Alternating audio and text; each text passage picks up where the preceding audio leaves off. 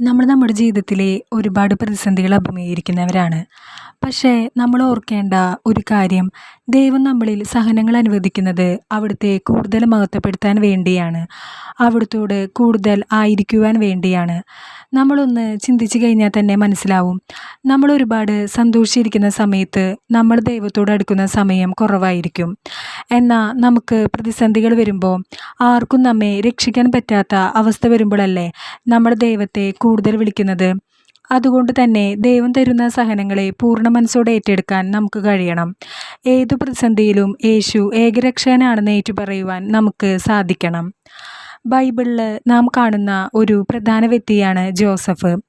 അവൻ്റെ സഹോദരന്മാരെല്ലാം അവനെ പൊട്ടക്കിണറ്റിൽ ഉപേക്ഷിക്കുകയാണ്. പക്ഷേ പിന്നീട് നാം കാണുന്നത് ദൈവത്തിൻ്റെ ശക്തമായൊരു ഇടപെടലാണ്. അവൻ ഈജിപ്ത് രാജാവായ ഫറവോയുടെ അടുക്കൽ എത്തിപ്പെടുന്ന ഒരു ഭാഗം നാം കാണുന്നുണ്ട്. ജോസഫിന് ദർശനങ്ങളൊക്കെ വ്യാഖ്യാനിക്കാനുള്ള കഴിവുണ്ടായിരുന്നു. അങ്ങനെ അവൻ ഫറവോ കണ്ട ദർശനം വ്യാഖ്യാനിക്കുകയാണ്. അത് ഈജിപ്തിൽ വരാൻ പോകുന്ന വലിയ ക്ഷാമത്തെ പറ്റിയായിരുന്നു.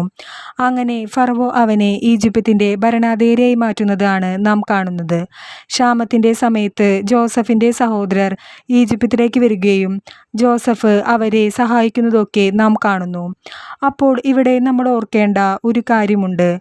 നമ്മൾ ഇപ്പോൾ ചെളിക്കുണ്ടിലാണെങ്കിലും അവിടെ നിന്ന് ജീവിതത്തിൻ്റെ വലിയ ഉയർച്ചയിലേക്ക് മാറ്റാൻ ദൈവത്തിന് സാധിക്കും. ജോസഫിൻ്റെ സഹോദരർ വിചാരിച്ചത് അവൻ പൊട്ടക്കിണറ്റിൽ കിടന്ന് മരിച്ചുപോയി എന്നൊക്കെയാവും. അവർ അപ്പനായ യാക്കോബിനോട് പറയുന്നത് അവൻ മരിച്ചു എന്നാണ്. പക്ഷേ ദൈവത്തിന് അവനെ ആവശ്യമുണ്ടായിരുന്നു. ഇപ്പോൾ നമ്മളായാലും ജീവിതത്തിൻ്റെ ഓരോ പ്രതിസന്ധിയിൽപ്പെട്ട് വല്ലാതെ അസ്വസ്ഥത അനുഭവിക്കുന്നവരാവും. നമ്മുടെ ചുറ്റിനുള്ളവർ വിചാരിക്കും നമുക്ക് ഈ ചെളിക്കുണ്ടിൽ നിന്ന് രക്ഷപ്പെടാൻ പറ്റില്ല എന്ന്. പക്ഷേ ജോസഫിനെ പൊട്ടക്കിണറ്റിൽ നിന്ന് രക്ഷപ്പെടുത്തിയ ദൈവത്തിന് നമ്മളെയും ഈ പ്രതിസന്ധിയിൽ നിന്ന് രക്ഷിക്കാൻ സാധിക്കുമെന്ന് നമ്മൾ വിശ്വസിക്കണം. നമ്മൾ പലപ്പോഴും നമ്മുടെ ആവശ്യഘട്ടത്തിൽ മാത്രമാണ് ദൈവത്തെ വിളിക്കുക, അല്ലേ? അപ്പോൾ നമ്മൾ അവിടെ ചെയ്യുന്നത് യേശുവിനെ ഒരു ബിസിനസ്മാനായിട്ട് കാണുക. പക്ഷേ നമ്മൾ ആവശ്യങ്ങളിൽ മാത്രം വിളിക്കാതെ യേശുവിൻ്റെ പീഡാനുഭവ കുരിശുമരണ ഉത്ഥാന രഹസ്യങ്ങളെക്കുറിച്ച് ധ്യാനിച്ചുകൊണ്ട് മനുഷ്യകുലത്തെ രക്ഷിക്കാൻ വേണ്ടിയാണ് യേശു കുരിശിൽ മരിച്ചതെന്ന പൂർണ്ണ ബോധ്യത്തിലിരുന്ന് അവിടുത്തെ ഒന്ന് ആത്മീയമായി വിളിച്ചു നോക്കിയേ. നമ്മുടെ ആവശ്യങ്ങൾ കണ്ടറിഞ്ഞ് അവിടുന്ന് നമ്മെ സഹായിക്കും. യേശുവിനെ ഒരു സുഹൃത്തായിട്ട് അല്ലെങ്കിൽ ഒരു അപ്പനായി കണ്ട് യേശു അപ്പ എന്ന് ആത്മാർത്ഥമായി വിളിച്ച് അവിടുത്തെ സന്നിധിയിൽ ആയിരിക്കാം. ജെറമിയ പുസ്തകത്തിൽ നാം കാണുന്നുണ്ട്, നിങ്ങളെക്കുറിച്ചുള്ള ഒരു പദ്ധതി എൻ്റെ മനസ്സിലുണ്ട്, അത് നിങ്ങളുടെ നാശത്തിനുള്ളതല്ല ക്ഷേമത്തിനുള്ള പദ്ധതിയാണ് എന്ന്. അപ്പോൾ ദൈവം നമ്മെ ഓരോരുത്തരെയും അവിടുത്തെ തെരഞ്ഞെടുപ്പിലേക്ക് വിളിച്ചിട്ടുണ്ട്. അബ്രാഹത്തിനും ഇസഹാക്കിനും യാക്കോബിനും ജോസഫിനും ദാവീദിനുമൊക്കെ ദൈവം തൻ്റെ തിരഞ്ഞെടുപ്പ് നൽകുന്ന സംഭവങ്ങൾ ബൈബിളിൽ നാം കാണുന്നുണ്ട്.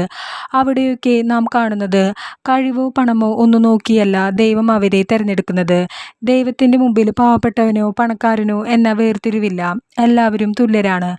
നമ്മൾ മനുഷ്യർക്ക് മുന്നിലാണ് ഈ വേർതിരിവ്. ആ ഒരു സ്വഭാവം നമ്മൾ മാറ്റണം. എല്ലാവരെയും തുല്യരായി കാണണം. അപ്പോഴാണ് യഥാർത്ഥ ഭക്തി നമ്മളിൽ കടന്നു വരുന്നത്. അല്ലാതെ വെറും ഒരു കാട്ടുകൂട്ടലുകൾ മാത്രമാവരുത് നമ്മുടെ പ്രാർത്ഥന. പാവങ്ങളെയും ആരാരും ആശ്രയമില്ലാത്തവരെയും ഒക്കെ സഹായിക്കുമ്പോൾ മാത്രമാണ് ആ ഭക്തി പൂർണ്ണമാവുക. അപ്പോൾ ജീവിതത്തിൻ്റെ ഏതു പ്രതിസന്ധിയിലും ദൈവത്തോട് കൂടുതലായിരിക്കുവാൻ നമുക്ക് സാധിക്കട്ടെ. ഇപ്പോൾ നമ്മൾ അനുഭവിക്കുന്ന ഈ പ്രതിസന്ധികളിൽ ജസ്റ്റ് അവൻ്റെ മുഖത്തേക്ക് ഒന്ന് നോക്കിയാൽ മാത്രം മതി. അതുപോലെ വചനം ഫോണിൽ സ്റ്റാറ്റസ് ആയിട്ട് ഇടുക. നമ്മൾ ദൈവത്തിനു വേണ്ടി ചെയ്യുന്ന ഏത് ചെറിയ പ്രവൃത്തി പോലും സ്വർഗത്തിൽ വലിയ സന്തോഷത്തിന് കാരണമായി തീരും. ദൈവം നമ്മളെ ഓരോരുത്തരെയും സമൃദ്ധമായി അനുഗ്രഹിക്കട്ടെ.